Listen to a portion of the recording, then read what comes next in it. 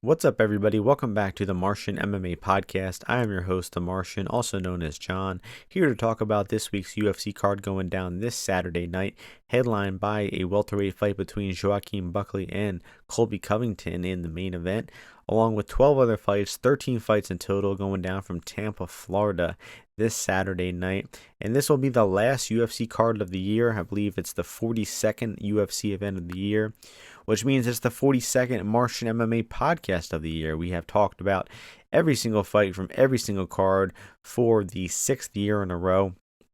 So to anybody who's tuned in over this year or past years, I appreciate you. I thank you for tuning in. I hope you got some good information. We're able to, find some winning bets and just, enjoy listening to me talk about the fights. So before we get into this week's fights, just a quick recap of last week's event, and I think it was a really, really good event. I gave out a ton of winning bets, and honestly, I think the only losing bet I gave out was Max Griffin moneyline. I honestly think just about every other bet I mentioned on the card won. Starting with Chase Hooper, ITD, I picked the round one sub perfectly. I did mention the under 2.5 and the fight does not go the distance, both at plus money in the Chiesa Griffin fight. Those both won. I planned for 2 live bets. One came to fruition really well, Josh Van. One did not, Nate Landwehr. But Eric Anders money line and no scorecards, both of those hit. Brian Battle by decision, that was the pick. However, I endorsed the fight going the distance at plus money. That bet hit. Aljamain Sterling moneyline lost. That was another loser. Vicente Luque moneyline sub, no scorecards. I mentioned all three won in under 60 seconds.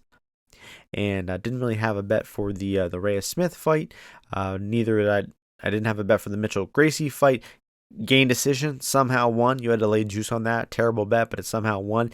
And then possibly the most confident and the best read of the entire night was the over 3.5 in the Shavkat Gary fight.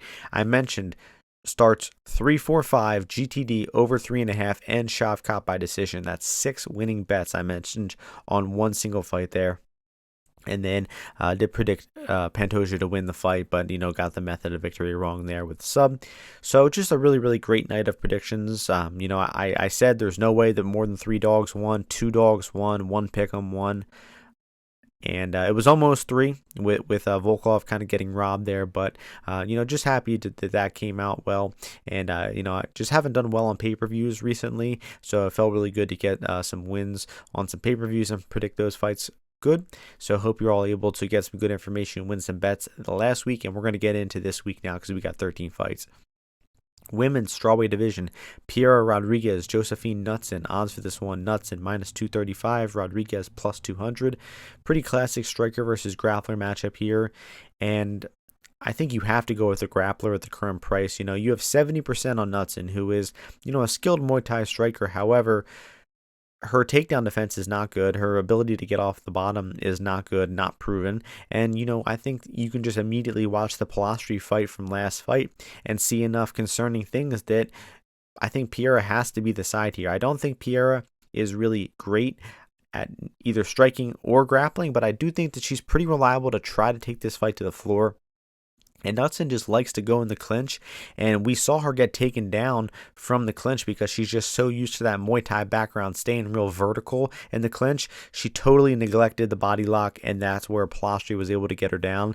And I think that the path is there for Piera to do the same, and I just think that both of these women are bad for each other on the feet. Knuttson's going to be bad for Piera. It's going to be pretty easy target practice, and then if Piera is able to get Knuttson down, she should be able to just keep her down the entire round, possibly even finish her, but probably just keep her down for 2 out of 3 rounds to win a decision. So the fact that Piera one takedown here, I think makes her the favorite, and I think that you have to lean with Piera being the side, and I think she's good enough for a bet at plus 200. So I'll go ahead and endorse Piera as a dog women's MMA money line to start things off. We're moving on to the bantamweight division. Davy Grant, Ramon Tavares. Odds for this one have a near pick'em. Grant minus 112, Tavares minus 108. This should be a fun striking fight here. I don't think we're going to see much grappling, certainly not on the Tavares side. Grant could mix in some takedowns, but I would say it's unlikely. And Tavares is just a southpaw boxer. He's pretty one-dimensional. He doesn't really throw a lot of kicks. He doesn't really mix up his strikes. He's looking to box. Davey Grant, the much more varied striker. He likes to mix in kicks and throw a lot of different just strikes all around. He switches stances, just has kind of an unorthodox striking style.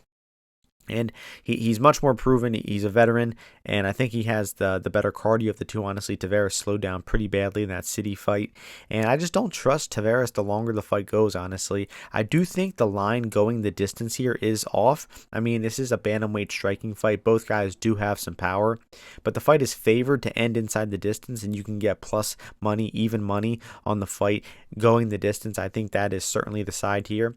And if I have to go, I've been kind of going back and forth with this one on a pick. You know, you do have the youth of Tavares and the activity. He's been more active lately. Tavares is, I think 7 years younger here. That does go a long way, but I don't know, man. Tavares has been knocked out twice in his short career. Davey Grant, 20 fights, 15-year career, never been knocked out.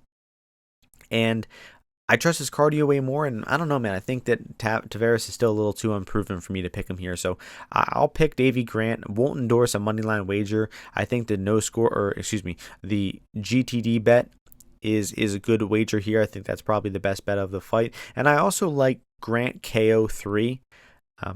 Maybe a little on 2 as well, but I just think that with the way that Tavares slows down, that Grant could be catching him late here and putting him out.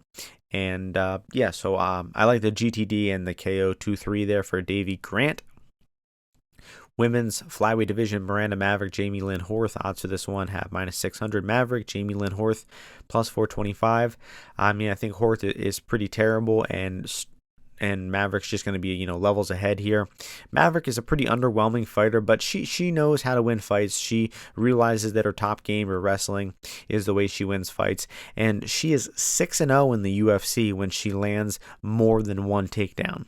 She is 1-3 in fights where she lands one or fewer takedowns. So the game plan is clear.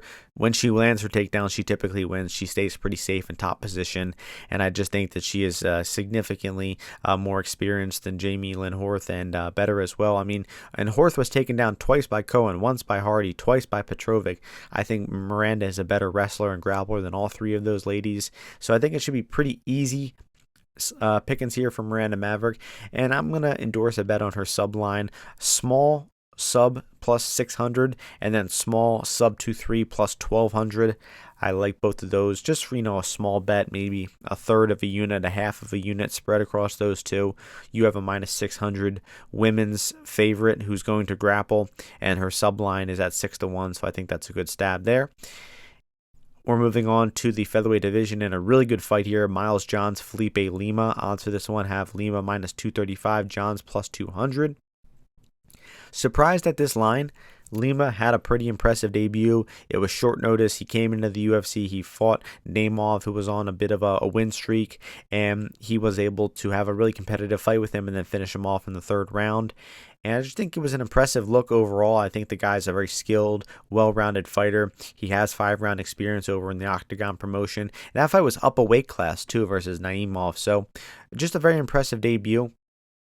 And this fight says 145 on Tapology, but I don't think that's correct. Let me go to UFC.com before. But I think this line is wide, and I think that the side here is Miles Johns. Miles Johns, way more UFC experience, has fought and beaten better competition, and I just think that they're possibly overrating Lima coming into the UFC, getting that win over Naimov. I mean, like I said, I think this fight does say featherweight. Interesting. I don't know what the deal with that is, but that's what the UFC.com says. Could be a mistake, but I don't know, man. That's strange. Because Miles Johns, he's a bantamweight. I mean, all of his fights are at bantamweight, and Lima was a bantamweight before he came into the UFC. So I don't know. Look out for that being wrong information there. I don't think it really factors much into the fight. However, so Miles Johns, he's very comfortable going to the decision. He fights kind of economically and conservative at times, and I think he knows how to bank rounds and slow a fight down, keep his pace. I think his cardio is pretty solid and reliable. It's been a problem for in his career in the past, but I think it's gotten better over his past few fights, and this is a step up for Miles Johns, but it's a step up for Lima as well too, man. So I just think 200 for Johns is wide. I think that his money line is worth a bet, and the Johns by decision is also a wide line here. I think Lima being the favorite is, I guess it's justified, maybe a slight favorite, but man, I think this line is pretty disrespectful to Miles Johns here. I mean, he's been in the UFC for 5 years now. He's racked up a solid record, 7-2.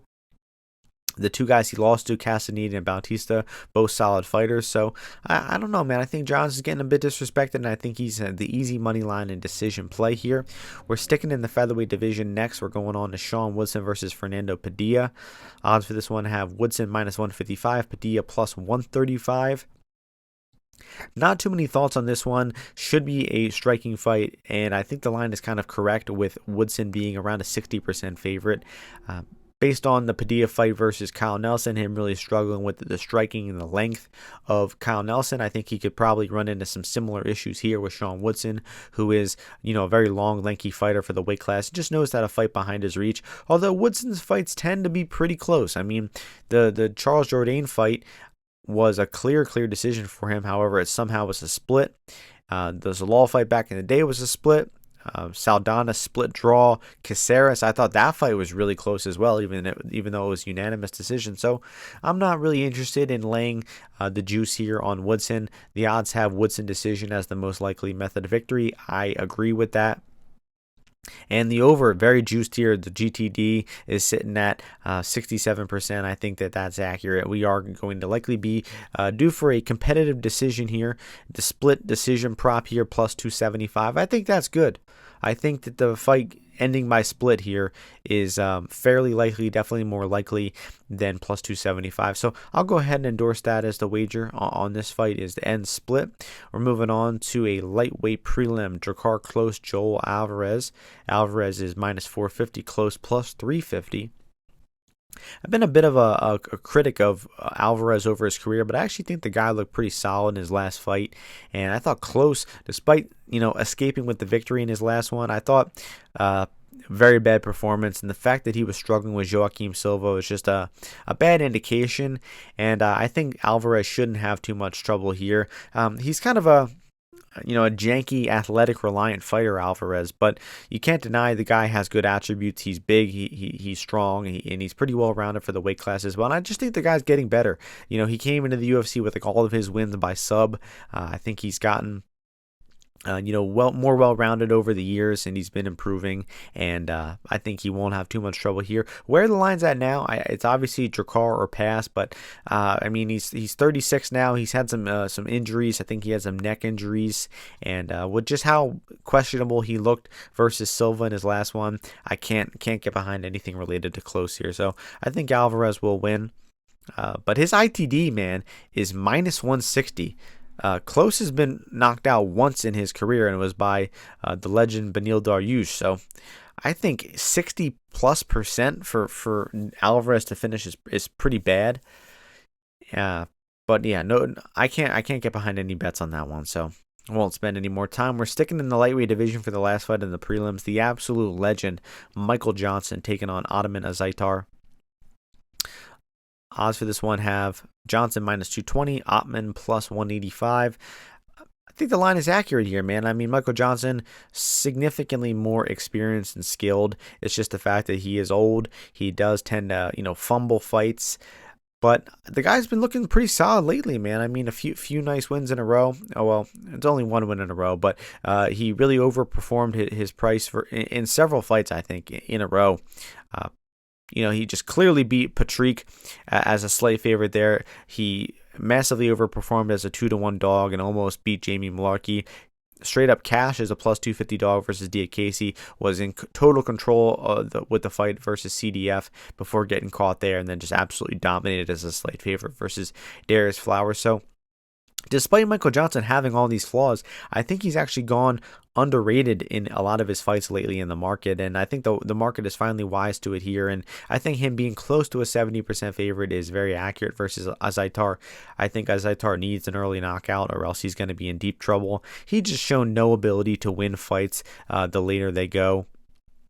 He has one decision win in his career, and, all his other wins are in the first or second round. He has one second round win in 2014, one decision win in 2016. He has not won a fight outside of the first round since 2017. So, just no real reason to think that Ottoman can win the fight anything other than knockout round one. And he's also gotten knocked out twice in round one in his recent fights. So I think MJ shouldn't have too much trouble here, even at his old age, should have a significant speed advantage, should be the much better boxer, and could even mix in some takedowns like he did versus Flowers and win as the fight goes on. So I like Michael Johnson by decision here, plus 310.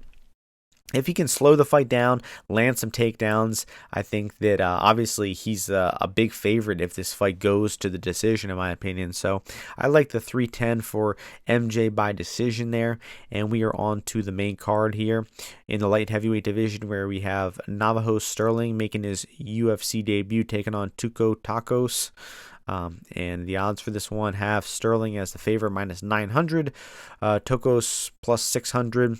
We have Sterling coming out of Aotearoa, a great country down under, as they say, and comes from a kickboxing background. Very, patient striker.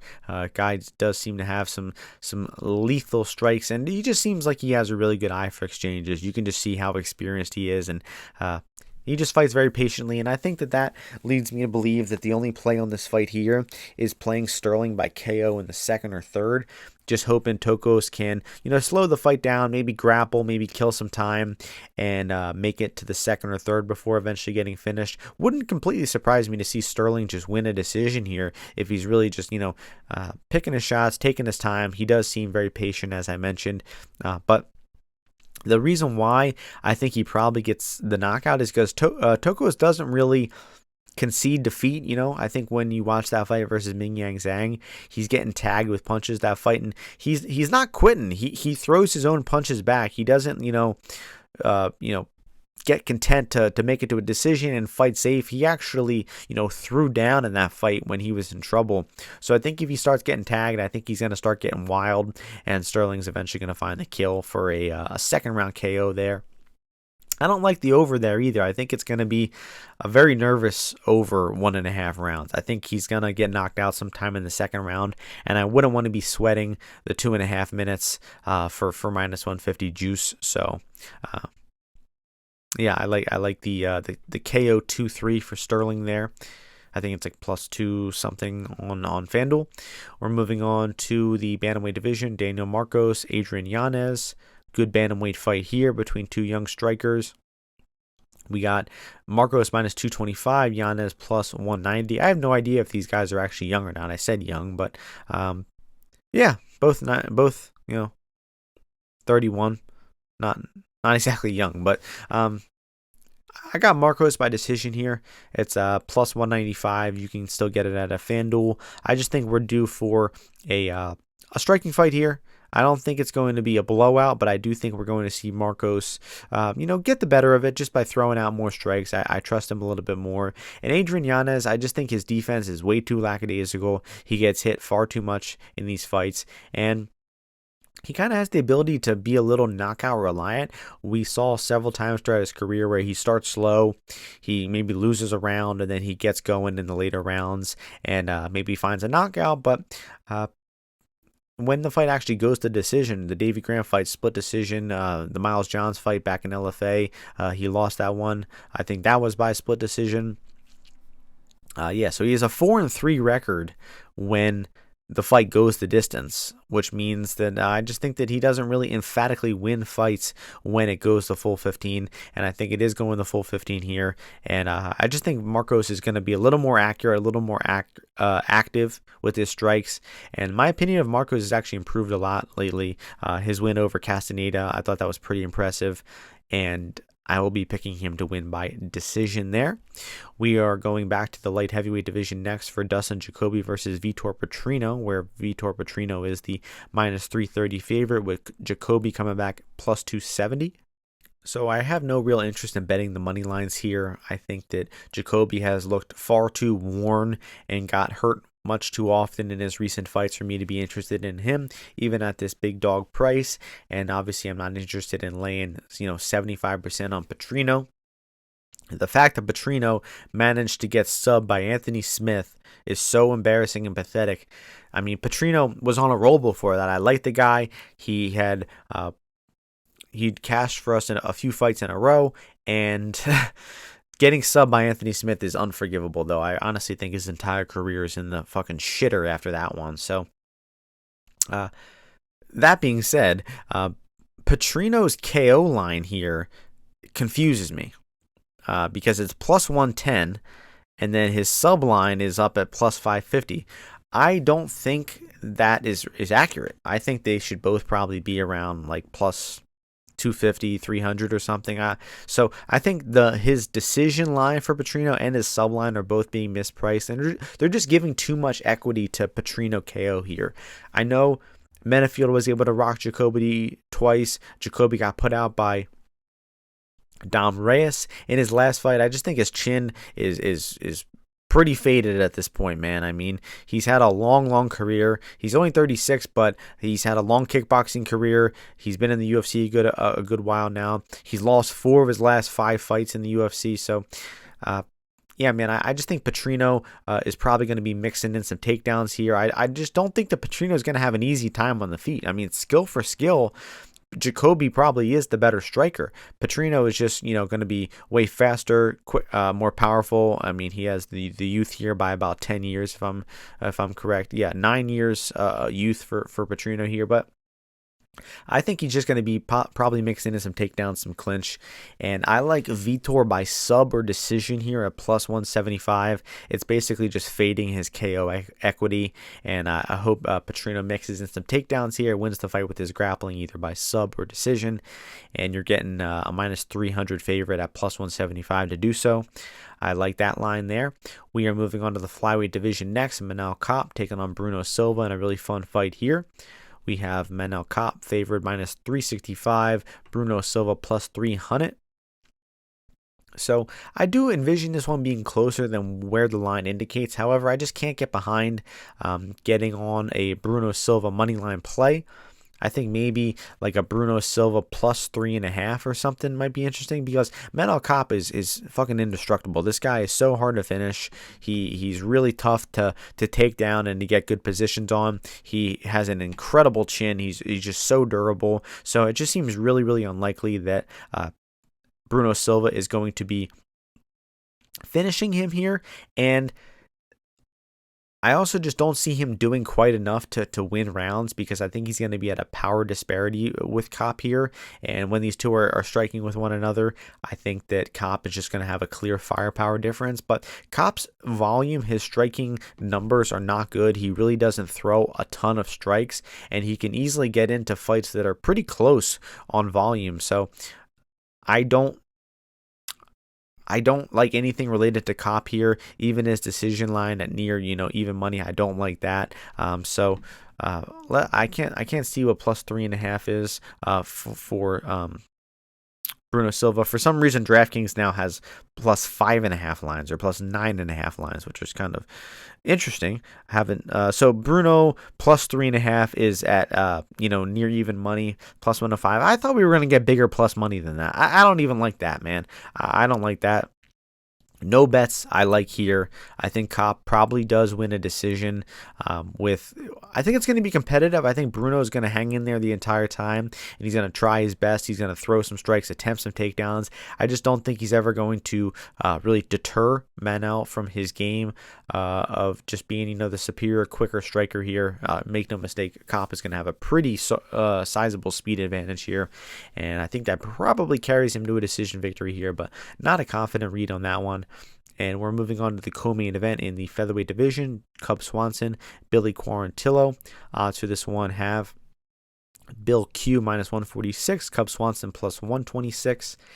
So both these guys are fairly old here. Cub is, I believe, 40 and Quarantillo 36. However, it really seems like Cub's actually 41, just turned 41 last month. But I actually think, maybe I'm looking only into their last fights a little bit too much. Billy looked much more worrisome than Cub did. I mean, Cub fought a really tough fighter in Andre Fili and went to a razor close decision there. I remember Fili winning the fight. However, I just looked at like the MMA decisions and like 80% of people had it for Cub Swanson. Could be some bias, some favoritism for like the more beloved fighter in Cub Swanson there, even though I think people like Andre Fili as well. However, I just thought it was a solid showing. If he can go in a competitive, striking fight against Andre Fili, I just think he could probably do the same against Billy Quarantillo. And I think that Cub is just the better boxer, straight up the better boxer. And I don't think speed is going to come much into play here. I think Billy has been looking old and slow, and his chin is not as good as it once was. He used to be extremely durable, and now we're just seeing his chin get cracked more and more. The Barbosa KO, well, I might have taken some years off his life. He started really slow and was getting outstruck by Damon Jackson of all people. And Billy's just a habitual slow starter, and I just see no reason to get involved with him at juice before the fight. I think Cub Swanson at plus money is the side here. I honestly have the line flipped. I think I would cap Cub Swanson as a slight favorite in the 55 to 60% range, and I like a money line play on Cub here.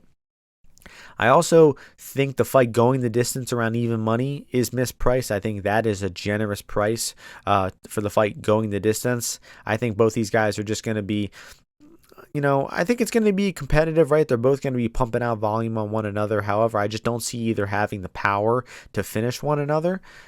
And that makes me think that the fight going the distance is favorably priced at minus 105. And I also like Cub by decision at plus 310. So, it's tough to say. I fucked this one up last week with the Max Griffin fight because I liked 3 bets on that fight, and I said the best one was the one that lost. The other 2 won. So I won't say which I think is the best between Cub GTD and Cub decision. I think all 3 are good, but the only one I've actually placed so far is Cub Swanson money line at plus 135. I like that. So that I'll go ahead and I'll do it again. I'll say Cub money line is the best bet here because I think it's not entirely impossible that Cub just sparks him out with some hands early on here because Billy's chin, man, not looking good. And one more bet here, Cub Swanson no scorecards at plus 150. Man, the guys who have finished Cub are just way better than Billy Quarantillo. And it's taken a lot of damage for them to do it, for them to get him out of there. So, man, I think that Bill Q being favored here is wrong. And I just don't know how anybody could watch how horrible he looked versus Zalal and want to lay juice on him here. I know Zalal's been looking good lately, but shit, man, that was concerning. We're moving on to the main event, welterweight division. A bit of a thrown together main event here. It was supposed to be Joaquin Buckley versus Ian Gary. They moved Gary to the Shavkat fight. They brought in Colby Covington. And here we have a welterweight fight where Joaquin Buckley minus 265, Covington plus 225. Honestly, haven't thought about this fight a ton. I think Buckley by decision is kind of written in stone here. I just really see that happening. I don't have a whole lot of analysis on how the fight is actually going to look or who has the advantage where. I just think Colby Covington is kind of checked out. His last fight versus Edwards was just such a pathetic effort. He barely even fought in that fight. He kind of got going in the 4th and 5th rounds, but just an overall pathetic effort from Covington there. And obviously Leon Edwards significantly better fighter than Joaquin Buckley, but I don't know, man. Buckley, he still fights hard. He's very active. He's been improving a lot lately. The Luque fight was weird, I don't the Luque fight was weird, man, but considering how Luque just looked last weekend, we know that he's still a dangerous, capable fighter. The fact that Buckley just dismantled him so easily there was impressive. Ruzaboyev, he handled that fight really efficiently, used his wrestling well there. Wonderboy Thompson fight, that was a razor-close 2 rounds. The fight was 2-0 Buckley, 2-0 Wonderboy, 1-1 heading into the 3rd round, so it was a clearly close fight that could have gone either way in that 3rd round. And Buckley hurt him and found the knockout there. But he's just been on a roll lately, man. He's 3-0 in 2024. I think he's going to make it 4-0. And yeah, I just think Colby Covington losing another underwhelming decision, which has been kind of the story of his entire career. Just the guy who has constantly talked the talk and has never once backed it up at all. And just an through and through terrible fighter. And I think Joaquin Buckley is just much fresher and is going to get the job done via decision. So it would be cool to see him knock Colby out. Don't think he's doing so. Obviously, Colby's not finishing shit. I haven't looked at it yet, but I can assume that his money line and his decision are nearly identically priced. $325 for decision versus $225. Colby Covington literally couldn't finish a Cuban sandwich down in Miami, let alone Joaquin Buckley. So yeah, Buckley, I mean, they have his ITD is more likely than his decision. I think that's wrong. I think Buckley by decision, again, written in stone a little bit there. I just think oh man, the fight going the distance at -135 too is also good. I like that, man. They're overrating a finish by a lot here. So I like the fight going the distance. I'll say that's the best bet on the fight. The fight GTD -135. I'm sure it's better on FanDuel. Let me pull that up before I get on out of here. And once again, last UFC card of the year, about 450 fights broken down on the Martian MMA podcast. So appreciate anybody who's tuned in over the year to listen in. And let's pull this shit up before we move on. GTD -120. That's why we go to FanDuel, baby. That's why we go to FanDuel. I like that. I like that bet a lot. I'm putting to win a unit, 1.2 units on that. That's a great bet. Great bet. So that's enough. That's enough there. That'll do it for this week's card. I want to run through the bets. I like the GTD and the Covington-Buckley fight. Swanson money line. Vitor Petrino by sub or decision. Daniel Marcos by decision. Navajo Sterling round 2, round 3 KO. Michael Johnson decision. Fernando Padilla, Sean Woodson ends by split decision. Miles Johns money line and decision. Miranda Maverick by sub and sub 2-3. Davey Grant by KO3 in the fight going the distance there, and Pierre Rodriguez money line. So a lot of method of victory here. A good amount of dogs as well. I like Pierre, Johns, and Cub Swanson as dogs. I like those 3 dogs. And a lot of method of victories that I just ran through here. So that is going to do it. That'll put the stamp on the year for the Martian MMA podcast in 2024. We have, I believe, 3 weeks off with no UFC, so 4 weeks till the next UFC card. I will be making a podcast in between the next UFC card and now, so keep your eyes open for that. Keep your ears open as well, because you got to listen to a podcast with your ears, I guess. But that'll do it. So thank you to everyone who tuned in. Hope you all have a great end of your year of 2024. Hope you all enjoy the fights this weekend, win some bets, and I will see you all before the next podcast. Peace out, everyone.